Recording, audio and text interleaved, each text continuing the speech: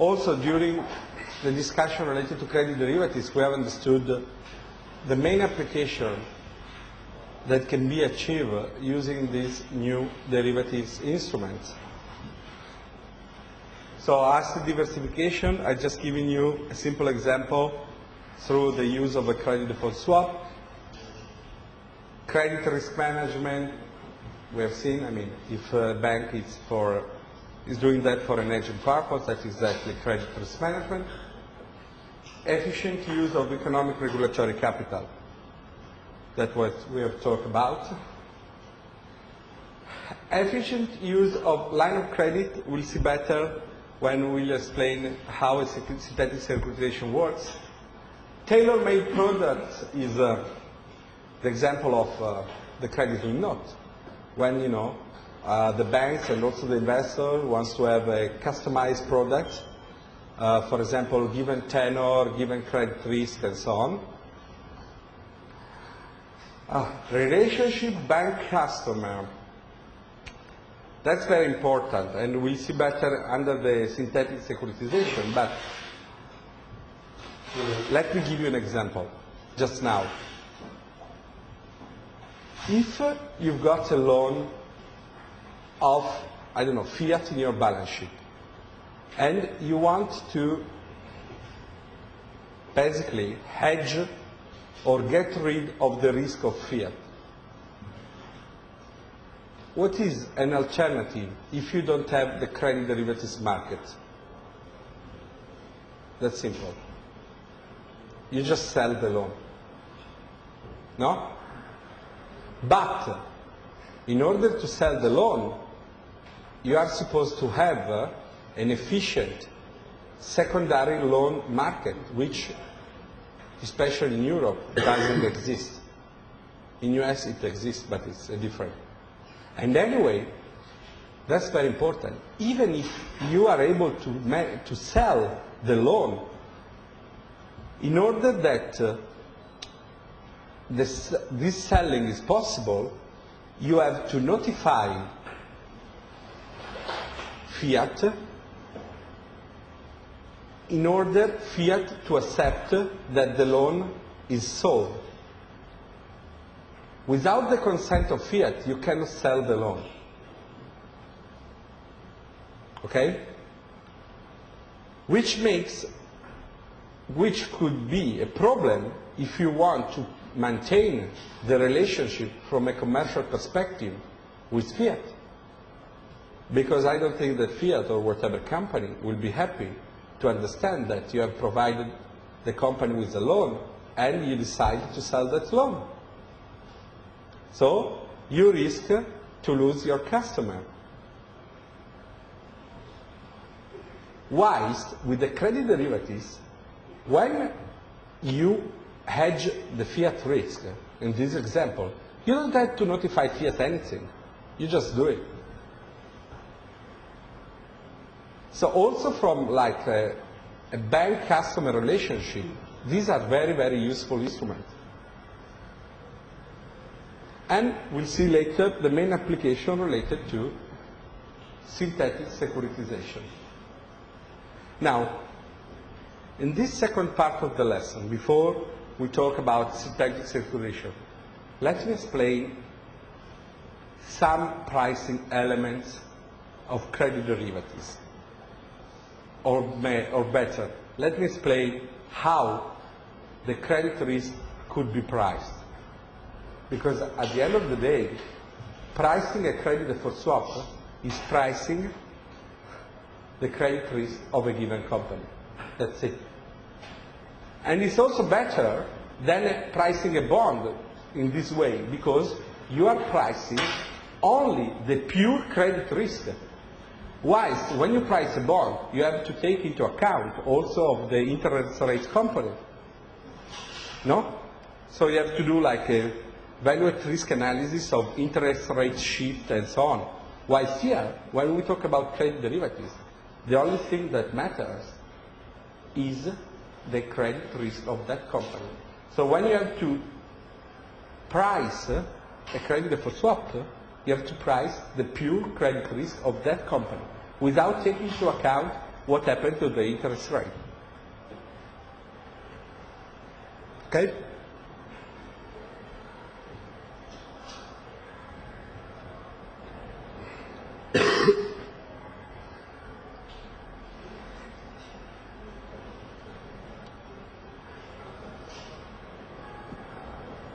When you price credit risk, you have to consider two different components, the expected loss and the unexpected loss. The unexpected loss is the volatility of the expected loss. Okay? What is the expected loss?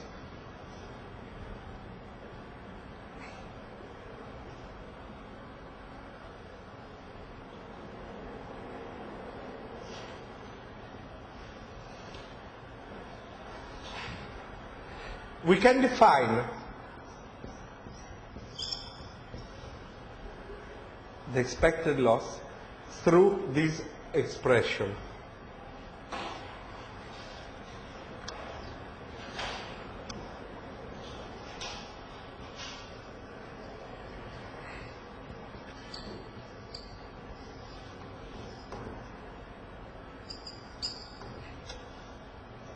The expected loss is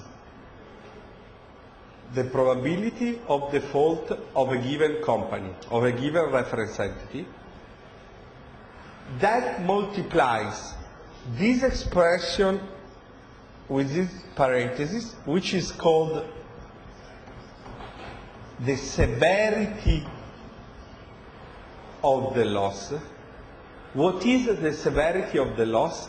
Is 100% minus the recovery rate of the company. Okay? That multiplies the notional of the credit exposure. The notional of the credit exposure multiplied by the severity of a loss gives the loss given default, which means how much I lose if the default happens. That's very important because this is also the language of Basel II. So, severity of the loss is 100% minus the recovery rate. Loss given default is the severity of the loss that multiplies the notional of the credit expression. The loss given default multiplied by the probability of default gives the expected loss. Probability of default, of course, it has to be considered in a cumulative format. So if I've got a 5-year transaction, I have to consider which is the cumulative default probability of that name for that given period of time. Okay? Now, bear in mind this. When I price credit risk, the expected loss has to be considered as the minimum premium. Let's suppose as a protection seller, I have to get from the protection buyer. At least if I sell protection on a given company, I have to get the expected loss of related to that company, related to that credit risk. Again, expected loss has to be considered as the minimum premium that the protection seller has to get when he undertakes the risk of a given company. Now, point is very simple, no? Very simple. Then we have to face the reality. How many variables do we have to price here? Do we have to estimate here? Exactly. Only two variables. The recovery rate and the probability of default. That looks so easy. The fact is, it's not so easy. First of all, let's start from the recovery rate. How can you estimate a recovery rate? It's so, in reality, it's so difficult. Because you can understand that if you change the value of the recovery rate, you change the price of the credit risk. And it can be changed dramatically.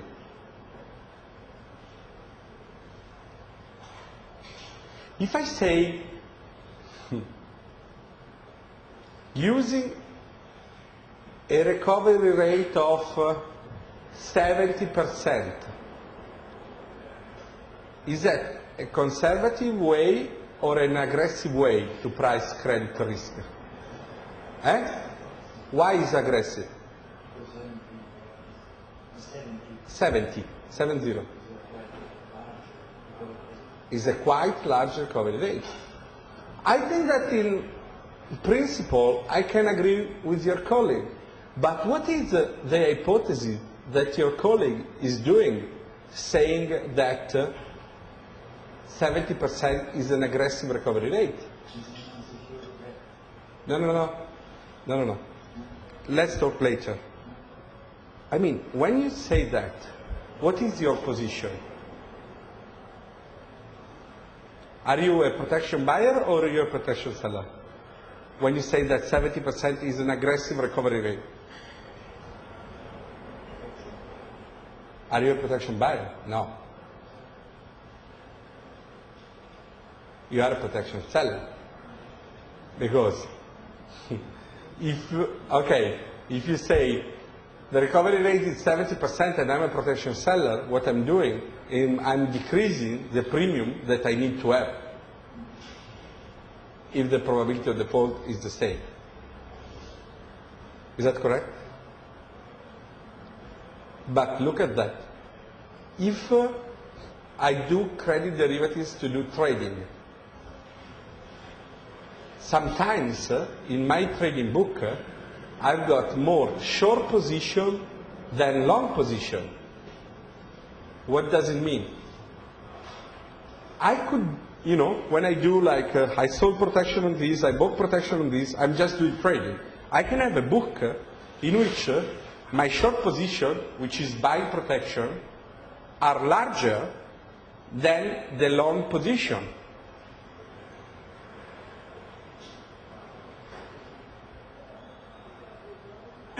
It can happen in a trading book.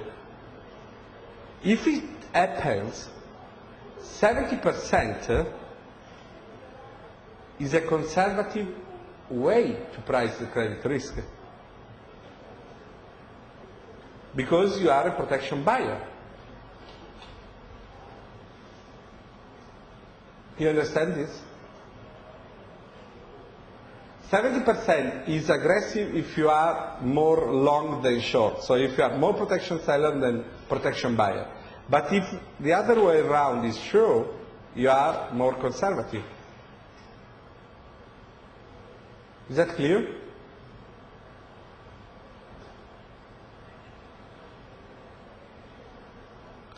Why, for example, by the way, just as a curiosity, who would like to, after the end of the course or whatever, who would like to be a trader? One? Good. Why? Sorry? Because the job profile was good, of course there is a lot of money there. To get money? To get paid? Oh, that's good. It's very honest. Because sometimes when I interview people, they say, I want to be a trader because I like the mathematical implication. I say, come on, be honest, bravo. That's a good starting point. Bravo. Exactly. So, due to the fact that you want to become a trader, now you tell me, why, if you are a trader in credit default swap, which is a very popular kind of job now, your book could be like more short position, i.e. buying protection, than selling protection. Why?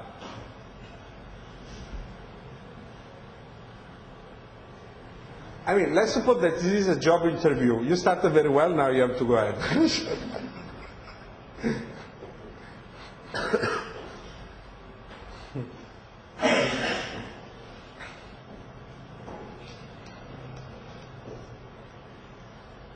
I mean, what is your credit view?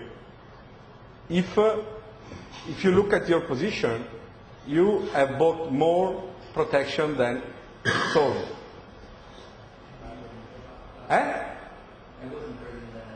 I wasn't? I don't know. So anyway, can you answer me? If I buy more protection. Yeah, but not on the same name, of course. On the pool of the names you've got into your portfolio. You feel that market is You feel like the markets are?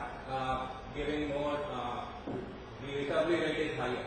You feel that recovery rate won't be that high. Okay, that's okay from the recovery rate perspective. Now, let's not look at the recovery rate in general. What is your view about credit? If I am buying more protection, I feel that the market is market is pricing the derivative.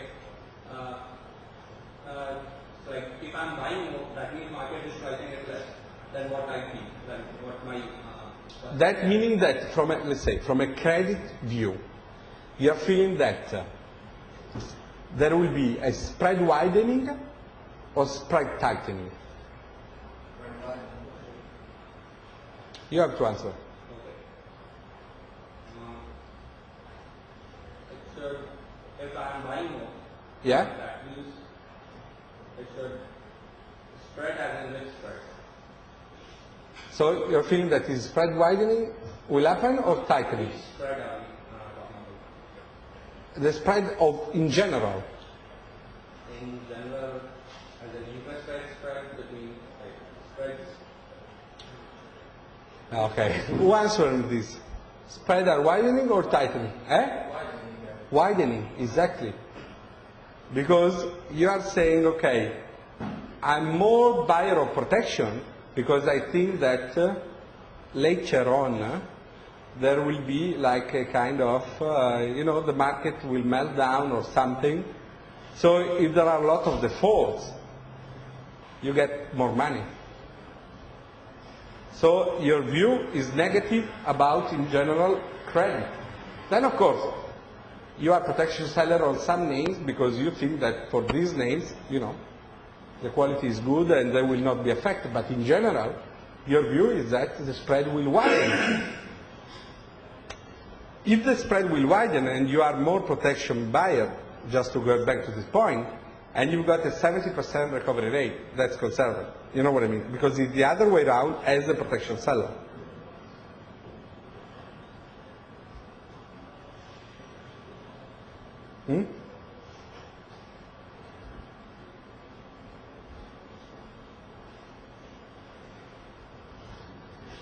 Now, to go back to the recovery rate point, it's very difficult to estimate what is the recovery rate, especially when you do trading or also when you have to analyze the risk of your loan portfolio. So, what usually has been taken as a benchmark are the recovery rates that come from the rating agencies, like Moody's, Standard & Poor's, and so on. Every year, there is a publication by the most important rating agency, which are Moody's, Fitch, and Standard & Poor's, that gives you a level of the recovery rate. For example, if I got a bank loan, the average recovery rate is 70%.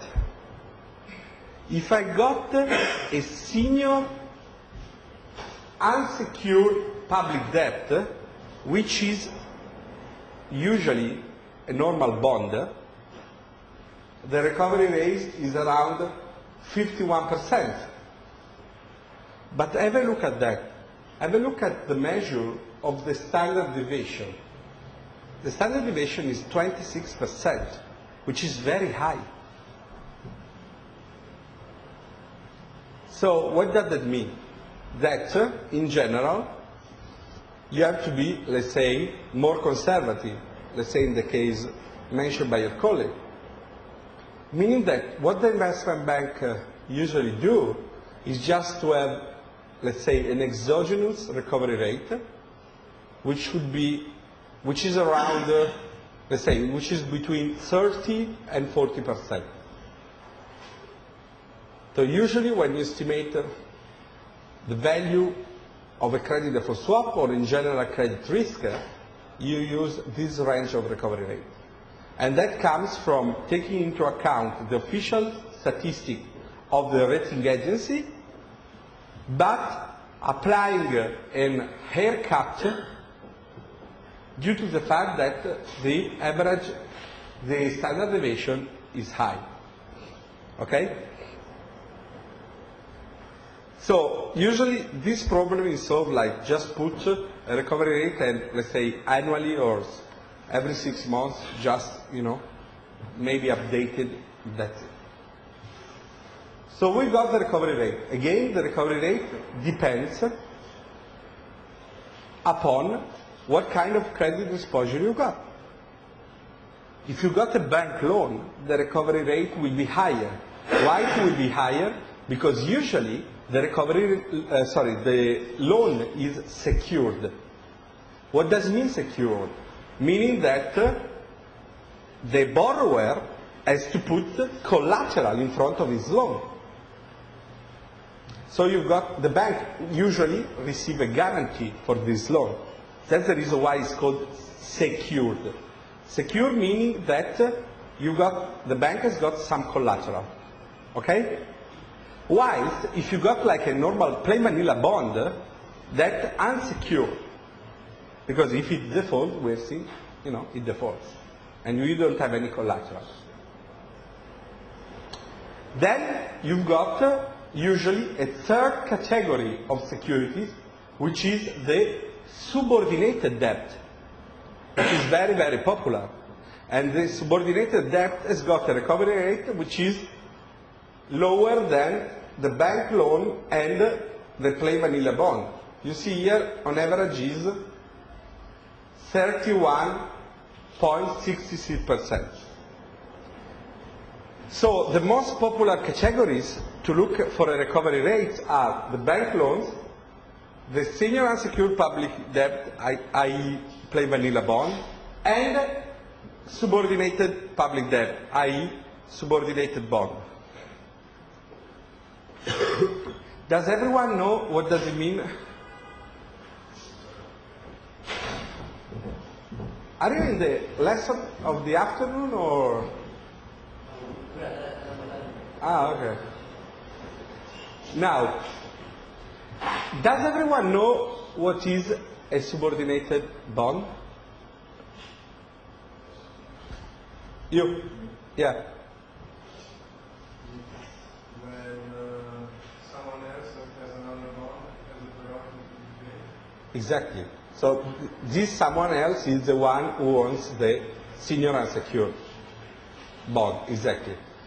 So it's subordinated in respect of the plain vanilla bond, the senior unsecured, but it is, let's say, it is senior in respect of what? To the? No, the subordinated. That's fantastic.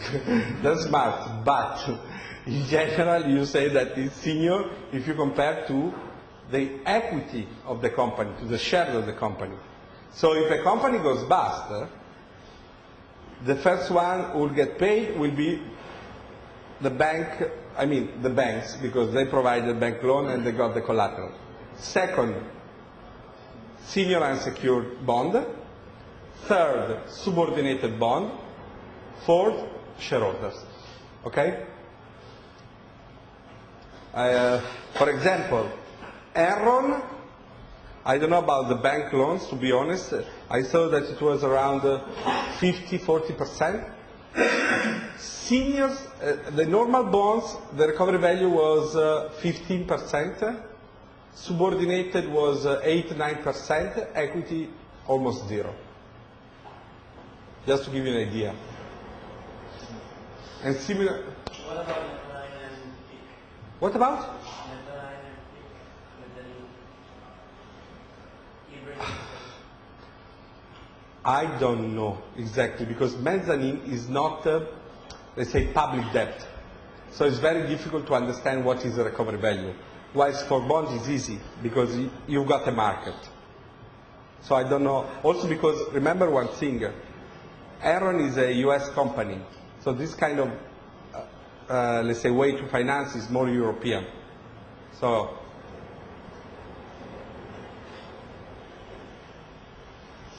okay? Now, let's go back to the probability of default. We've got 3 ways to measure the probability of default. Simplest way.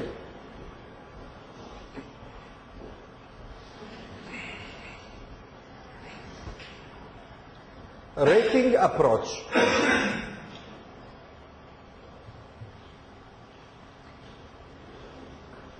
What does it mean, rating approach? It means that, what is it?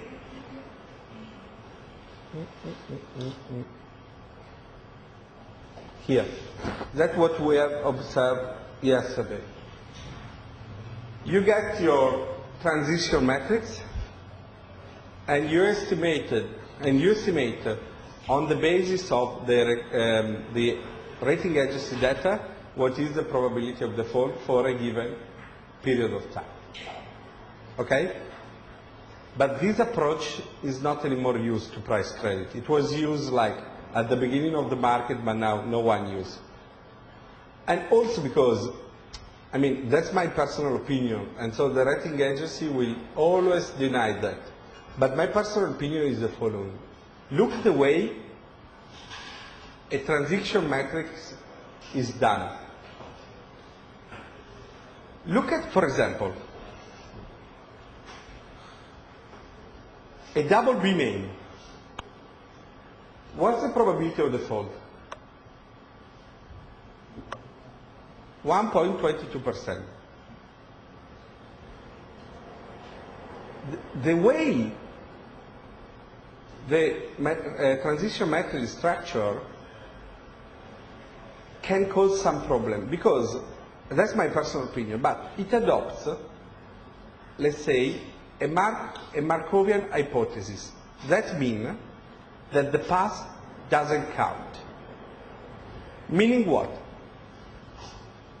If you are evaluating a transition matrix, what you're doing is just a picture at a given time of the sample of companies of the rating agency. So when I do this picture, it's like you have 2 people like running, and you're doing a picture. If you do a picture at the same time, they are, equal, you don't get who's going to win. So, if, for example, I do a picture now, and I see 2 companies in the same rating bucket, which is double B. But one company 3 years ago was AAA. Whilst the other company, the second one, was double B since the beginning of this kind of data, which is 1970. Who do you think will default first? Exactly. But when you do the picture, you see both at the same level. Why? Because they say that they incorporate the speed of, I don't believe, but whatever. In fact, I cannot speak, but okay. Now, the point is, what here we miss is that they don't use a conditional probability of default. We'll see a measure of that, which is, what is the probability that that name defaults after having survived for a given number of years? That's a good conditional probability. But if I look at the probability like this way, it doesn't work. Because I don't consider what is the past of this company. A lot of people will say, or rating agencies will say that's not true. But what I've seen in the market since 1997 is that, first of all, you see, for example, that companies that defaulted also recently, let's say 2 years ago we had Parmalat. I mean, from, let's say, the spread went from 125 basis points to 600 basis points in a couple of days. And then it went to 700 basis points, and then 800. And then, when it was close to, like 1,000, the rating agency decided to downgrade Parmalat. Thank you. 2 days after was defaulted. I mean, that's good information. But I don't want to judge, but to be honest, it's always like that. Always. They downgrade after the market say, okay, it's going to default tomorrow. Downgrade, thank you. Now, so, what I've seen and what is the reality, to be honest, is that, unfortunately, downgrade happens too late.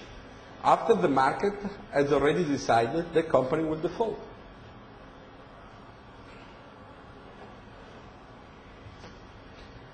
In fact, if you look at the spread level of a lot of companies, a lot of time, you see that there is also like significant differences between two companies in the same rating bucket.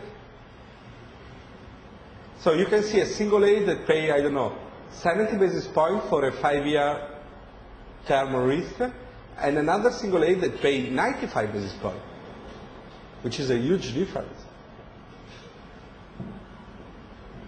Okay? In fact, this approach, I mean, is not anymore used to price, but we have to utilize two different approaches, which are contingent claim analysis. The main hypothesis is that the shareholders are buyers of a call option on the market value of a company. Have you ever heard about this model? This contingent claim analysis by Merton? Who knows this model? Yeah. Okay. To price credit risk, this is a model which is often adopted. So, if you use this model, you have to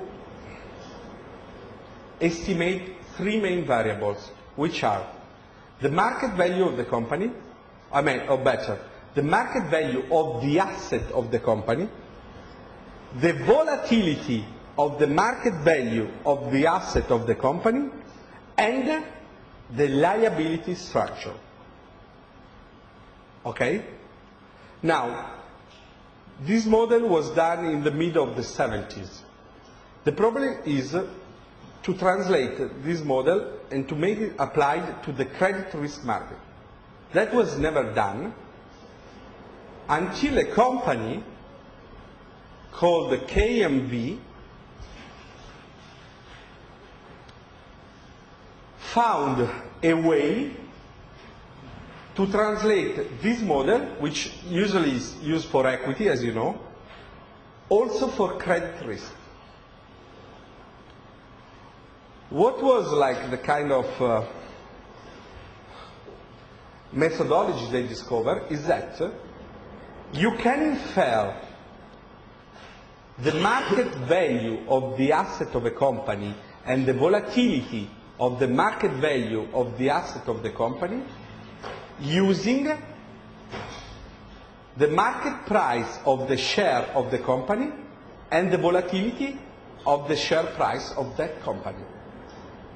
So as a proxy for the market value of the asset of the company, you use the share price, and as a proxy of the volatility of the market value of the asset of the company, you use the volatility of the share price.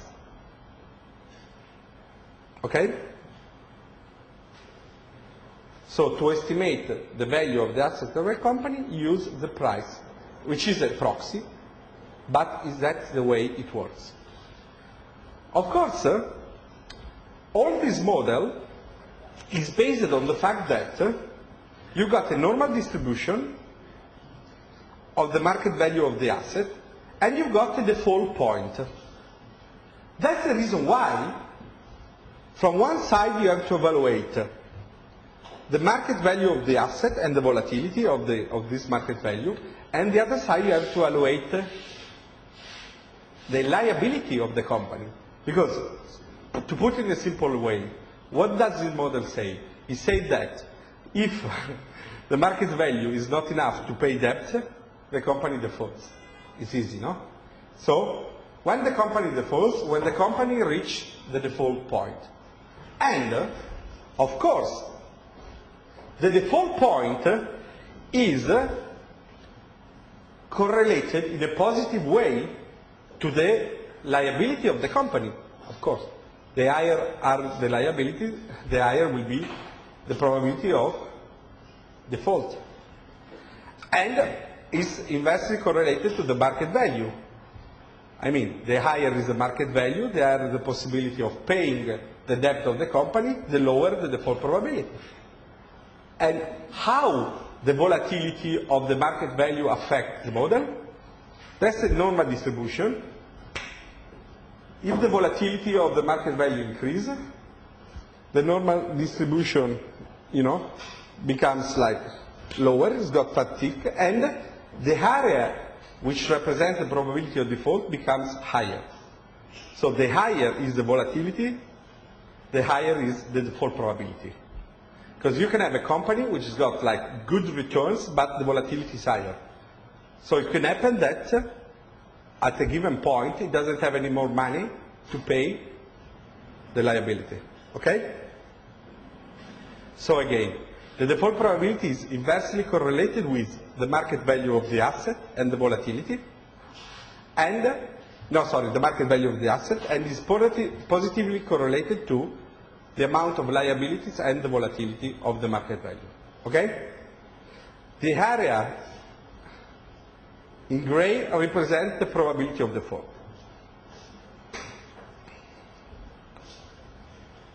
And that's exactly the model.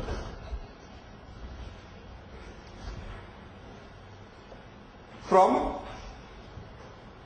the equity share value, you get the market value of the asset. From the volatility of the equity share, you get the volatility of the market value.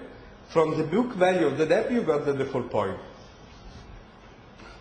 So the data you can extrapolate from the market are crossed with a star. The data that you can infer from the balance sheet and the official publication, like annual report, are crossed in, I don't know even in Italian what the name of that stuff. You know the name? No, no one knows. Anyway, you see? And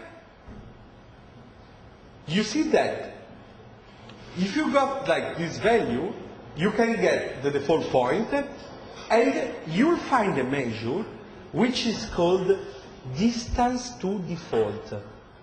What is the distance to default? Is the number of standard deviation that a company needs to be in default. Okay? Once you find the distance to default, then you calculate the probability of default, which is called expected default frequencies, EDF, which means probability of default. Now, the link, why is the distance to default is like a formal expression that comes from the model. You can calculate equation and you can find it by reading data from the market and data from the annual report. The link between the distance to default and the expected default frequency is a kind of empirical link. That means that KMV owns a database, and in this database they say, okay, I've noticed that historically a given number of standard deviation, like meaning a given number for distance to default, makes that kind of default probability. So, historically, a company with 5 sigma has got a 2% of default probability. Okay? Now, 2 critiques related to this approach. First one, this approach is very good because it takes into account also equity data to calculate and price the credit risk. But it's got a problem. Which is a problem? Is that in case of, let's say, a general market meltdown, who can tell me which is the idiosyncratic risk and which is the systemic risk? I mean, if you see that the price is one of the most important input of this model, the price of the share. If the price of the share falls down of 5%, is that because the index is fall down of 5%? You know, like the Standard & Poor's index? So it's a kind of systemic risk, systematic risk, or is it specific, I mean, idiosyncratic risk of that company? So due to the fact that anyway, you just take the price of the share, you have to understand what is the beta of that company. You know what I mean? Because otherwise it doesn't work. Because if a company is good, but you know, it's a period in which like the index generally falls down, you cannot distinguish really how much is the specific risk, the idiosyncratic risk of the company. Because maybe it's more related to the way the systematic risk affects that given company. So, what happens is, when there are negative years for the stock exchange, like 2000, 2001, this model overestimates the probability of default of a given company. The other way around, in the last 2 years, when you've got like a good performance of the stock exchange. In that case, the model underestimates the probability of default of that given company, because, as you can see, 2 of the main inputs to evaluate the credit risk are related to the stock exchange. The price of the equity of the share and the volatility of the share price. That must be a solution to kind of measure the price on that part, something like that. So not to evaluate the true price, but the behavior of the price over the benchmark, instead of kind of adjust the input of the price on the benchmark. No, I mean, they just use it like that. Then, to be honest, when you do a portfolio analysis, they use a benchmark and they adjust, you know, in terms of what is the diversification of the portfolio. But when you have to calculate an expected default frequency, due to the fact that the model has got some limitations since the beginning when applied to credit risk, they just use as a proxy the price of the share, but that creates this problem. I think instead of using just the true price, I don't see the absolute fluctuation of the price calculated. Yeah, I know what you mean. I know what you mean. But till now, this is, you just saying that why don't you correct taking into account what is the beta of the shares and, yeah, exactly. Exactly. But if you consider the Merton model, cannot be adjusted in that way. So,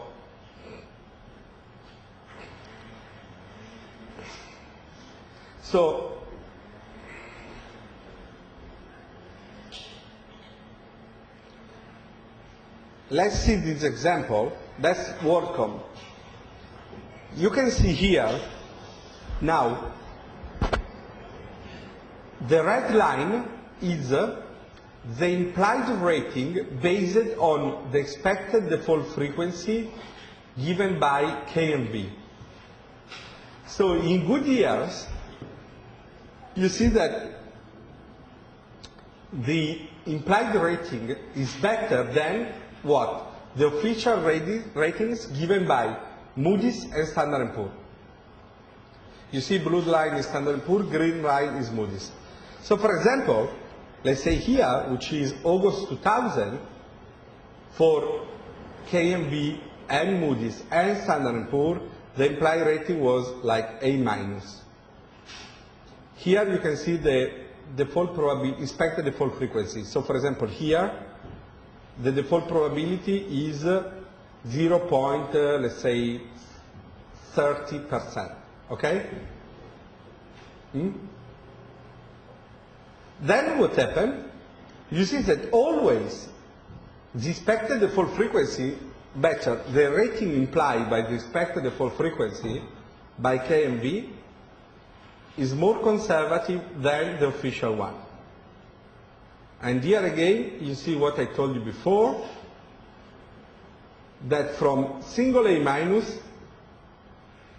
or triple B+, in one day, the rating went to default. Sorry, too late. I mean, but that's always like that. And you see here, it was like single B for K and B. The other example is Alcatel, but that's a different example. Alcatel during 2002 and 2003 had really some balance sheet problems. And KMB immediately, also because the stock exchange wasn't so good, put it in a situation for which the implied rating was CCC, meaning like almost default. Even it was even like lower. Whilst for the official rating agency, the implied rating was single B or double B-, depends on if you consider Moody's or Standard & Poor's. Anyway, the good news was that Alcatel recovered and never defaulted. But for KMB, immediately also because these were horrible years for the stock exchange, it was like a situation of default. Okay? Now, what is used to cut it short when we price credit risk? What is used by almost all the banks is the credit spread of a given name to estimate what is the default probability. The higher is the credit spread, the higher will be the default probability. Of course, the default probability is a function of the credit spread and of the maturity of the exposure. The higher is the maturity, the higher is the probability of default, of course. But now, let me explain in a simple way, where does it come from?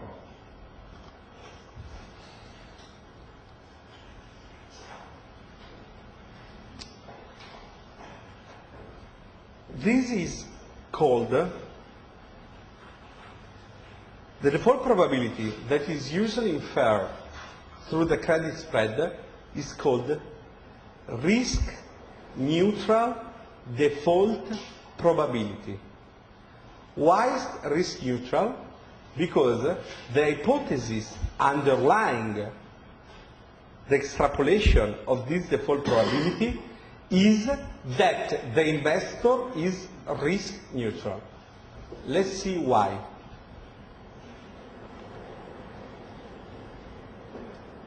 We got like here a simple two-period binomial model. Okay? Look at that. PD 01 is the default probability in the first period. Okay?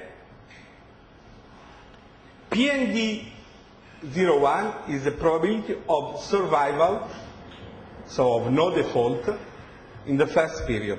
Okay?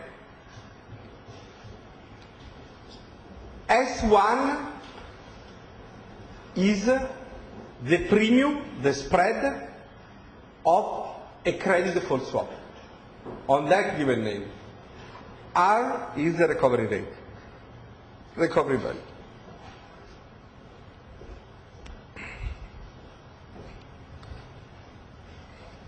Why risk neutral and how do I get this default probability?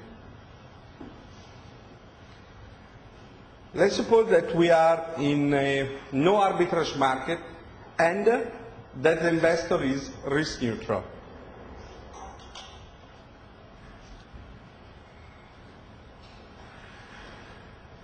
That means, to put it in a simple way, that if you are risk neutral and there is no arbitrage, so the market is, let's say, perfect,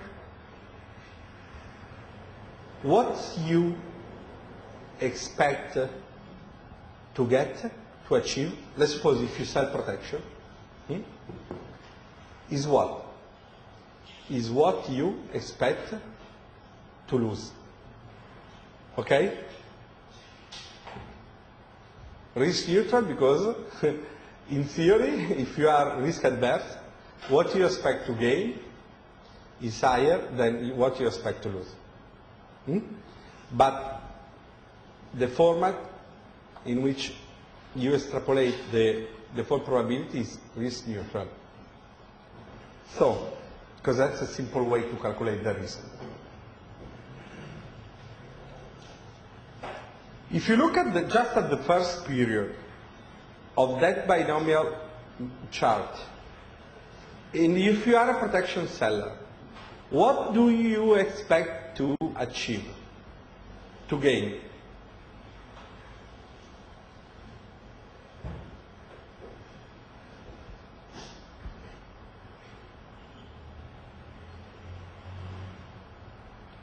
You sell protection, so what do you expect? I mean, if you sell protection, what do you get? Exactly. Here it's called S1, the spread. So, let's say, on a positive side, you expect to achieve the premium. But we said you expect, so you have to weight the premium for what? For the probability of no default.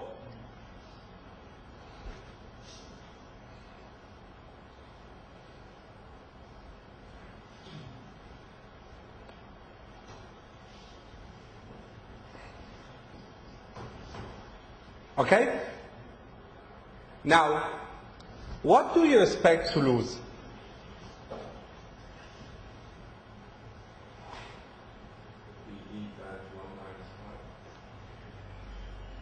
Exactly. We have seen, no? The probability of default that multiplies the severity of the loss. Okay? I mean, I can multiply both the sign for the notional, but who cares? Okay? Is that okay? Now, look at that. It's exactly what I said before. The expected loss is so important to get at least the minimum premium. That's in another way to look at that. But think about that. How can you decompose the probability of survival, of no default? Think, it's so difficult. Exactly. So, that is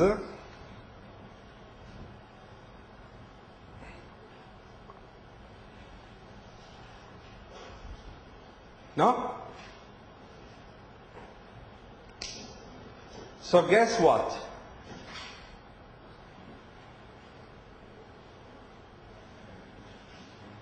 Guess what? If I want to see, and I'm risk neutral as a simple hypothesis, what is the minimum spread I have to achieve when I sell protection? What do? I just extrapolate this expression for the premium, blah, blah, blah. And I can, once I got the recovery rate, which by the way, I told you is exogenous, put maybe 30%, okay? And you know the probability of default, you can get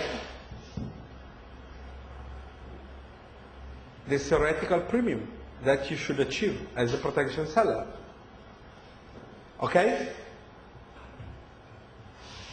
But now, when I talk about risk neutral default probability, I'm saying that the market of credit default swap is so liquid that if you want to know how much is the spread on whatever company, you get the spread on the market. Let's suppose a 1-year spread, a 1-year premium. Guess what? What the market is telling you if the recovery rate is exogenous. Look at the expression, not at me.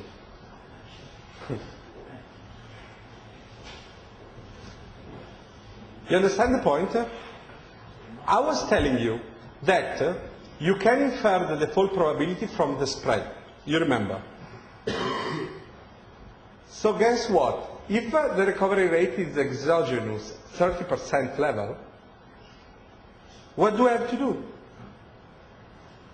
I know the spread because I just opened my, you know what is Bloomberg?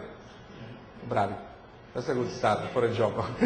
So you open your Bloomberg, you see, okay, how much is the spread now on, I don't know, Endesa 3 year. Let's say 1 year because then it's more complex. Let's say, what is the spread on Endesa, E.ON, Suez, Gaz de France, Enel, I don't care.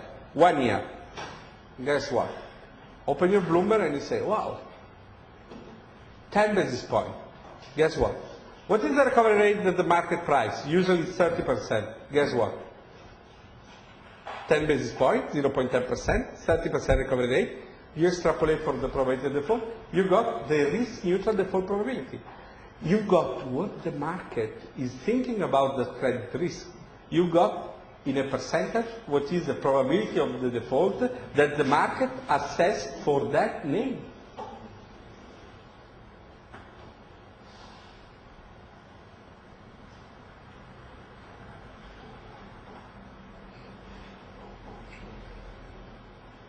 Okay? When the market started in 1997, 1996, it was the other way around. There were only few players. You know, they estimated in-house what was the probability of default and then accordingly priced the credit default swap. Now it's the other way around. From the price, you extrapolate the risk neutral default probability.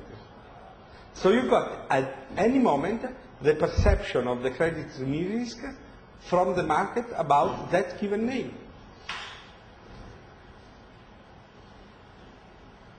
Hypothesis, risk neutrality of the investor. If, you are a protection buyer,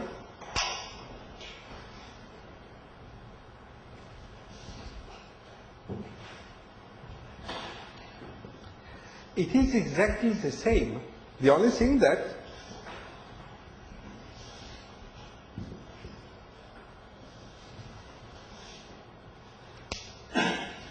I mean, no.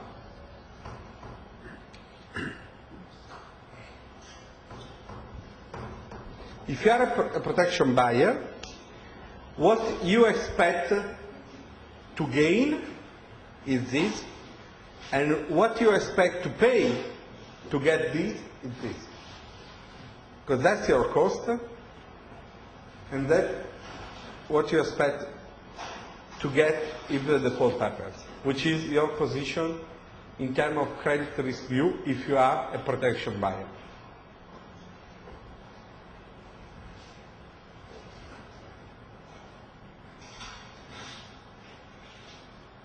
Is that okay? So,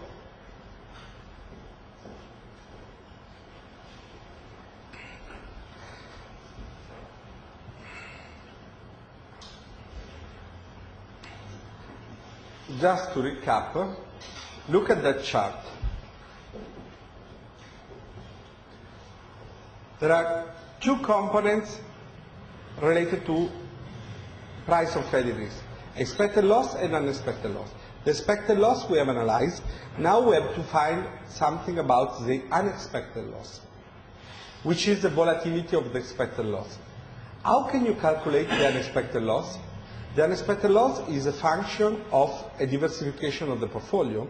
The more your portfolio is diversified, the better is, the lower will be your unexpected loss. Usually, this is a distribution of the credit risk, which is a gamma distribution. So, the way you compute the unexpected loss in the pricing of the credit risk is the following way. You calculate on a given level of confidence, on a given percentage of level of confidence, what is the worst case credit loss. Now, how do I compute the unexpected loss in terms of pricing of credit risk? When I evaluate the unexpected loss, I have to consider how much in terms of reserve do I have to set up in case of worst case scenario happens. It's like, to set up capital from an economic perspective in case loans of my balance sheet go bust. So, let's suppose that here the worst credit loss is calculated like at a given level of confidence, like 100 euro, and that's the worst case credit loss. Okay? That's my model. I do a value at risk model.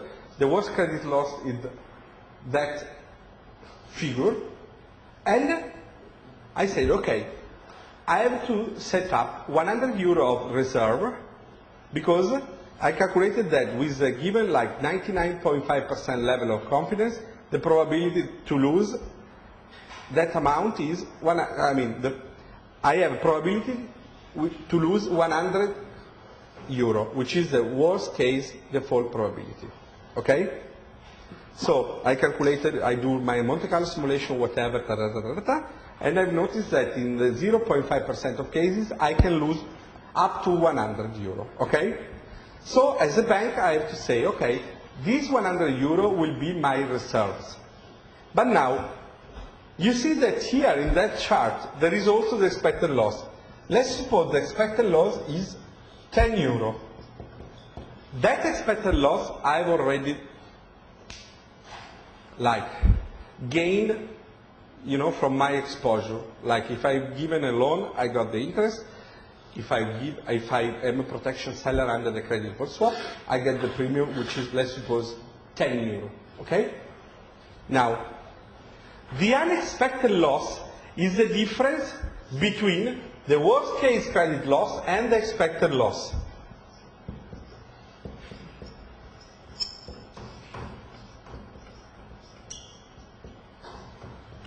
Which is 90 euro.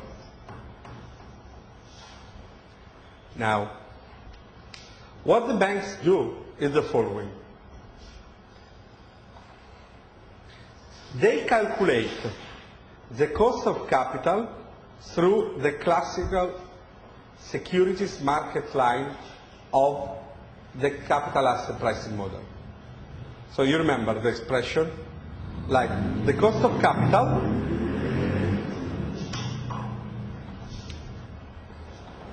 let's call it key is equal to the risk-free rate, you remember this, plus the beta that multiplies the risk premium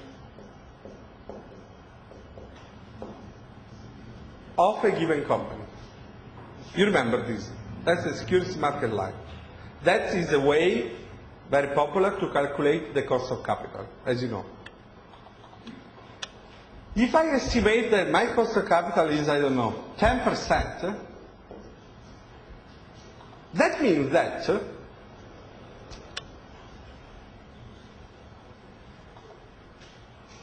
when I set up reserves to cope my unexpected loss, I have to set up reserve for 90 euro. But meaning that I'm not using that capital, so it's a cost for me. What the cost of that capital is 10%. I'm just doing figure like, you know, but just to give you an idea. That means that here, this will be 9 euro in terms of cost of capital, which I have to take into account when I price the credit risk. So I will have 10 of expected loss plus, let's say in this kind of simple scenario, 9 of cost of capital due to the measure of unexpected loss, which has to be computed through calculating how much is the cost of capital for that reserves I'm setting up against the worst case credit loss. Okay? Again, when I have to calculate the unexpected loss, I have to take into account for how much it costs in terms of capital. In order to calculate how much it costs in terms of capital, I have to find the worst case credit loss, which is based on my value at risk model, the credit loss on a given extreme scenario hypothesis. So given the level of confidence, I can calculate that, for example, I've got like 0.5% of cases to lose up to 100 euro. That 100 euro is something that I have to consider for the reserves I have to set up. So, but I have to consider also that I've already got 10 as an expected loss. So I will subtract 10 from 100 and I will have 90 of reserves. This reserve costs me in terms of capital.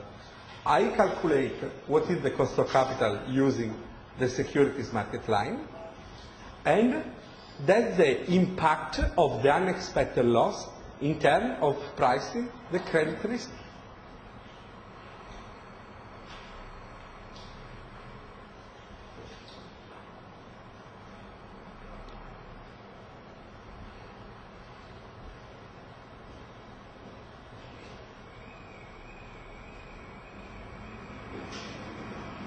Okay, that's not translated because it comes from a book, but anyway, that's the marginal default probability, that's the notional of the loss, and that's the distribution of the loss.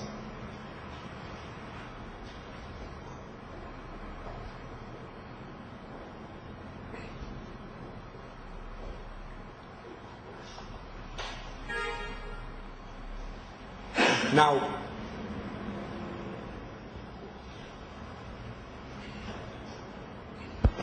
let's recap.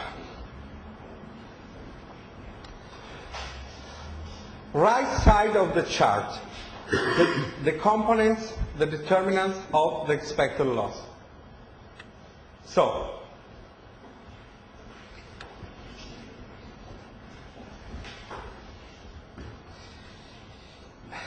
probability of default. Probability of default is a function of the maturity of the credit exposure. The higher is the maturity, the higher is the probability of default. Of the credit rating, the worse is the credit rating, the higher is the probability of default. That's a simple hypothesis that supports that the credit rating corresponds also to the credit spread of that name. Okay? Now, so with the credit rating, credit spread, and the maturity, I obtain the probability of default. Then I have to estimate the recovery rate. But the recovery rate is a function of the seniority of the debt, and of course you will see that if we got senior secured, meaning also if there is collateral set up against the debt. The recovery rate gives the severity of the loss. The severity multiplied by the exposure of by the notion of the exposure gives the loss given default. The loss given default multiplied by the probability of default gives the expected loss. Okay? So that's one side. Now, how do I calculate the worst case scenario loss? And meaning, how much is my credit risk capital I have to set up in terms of reserve for my, let's say, loan portfolio? That is a function of the diversification of the portfolio. The higher is the diversification, the lower will be the worst credit loss. And the default rates volatility. That gives me the worst case scenario loss. I subtract the expected loss, I find the unexpected loss, I calculate how much is the cost of capital, and I find what is the price of the credit risk.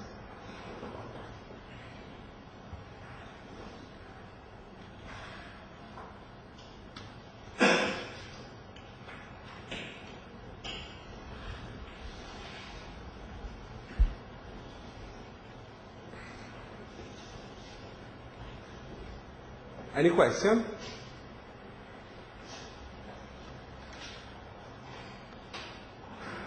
No question.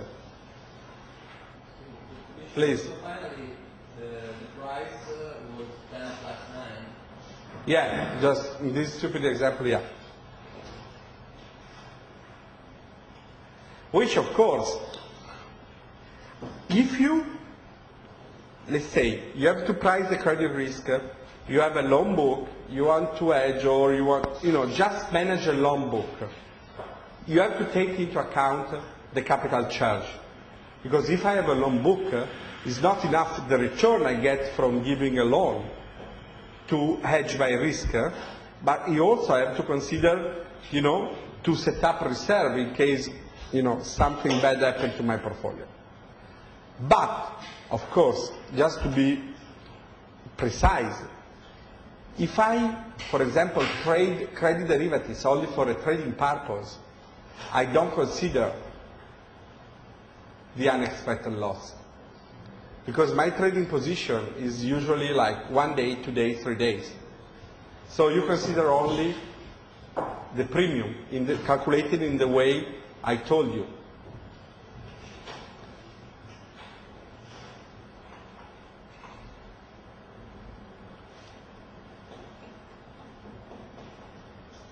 Any other question?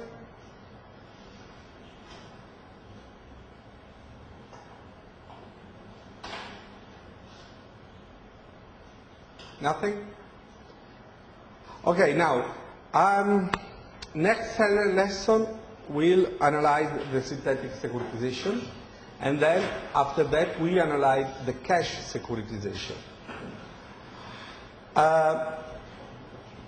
In the website you can find already the case for the synthetic securitization, which you can have a look, but we'll treat the synthetic securitization in the next lesson, okay? And also, you'll have, by Monday, some support material for what we have done here. So some rating agency paper, some investment bank paper, you know, in order to study better what we have said here in the lesson. Okay? So it will be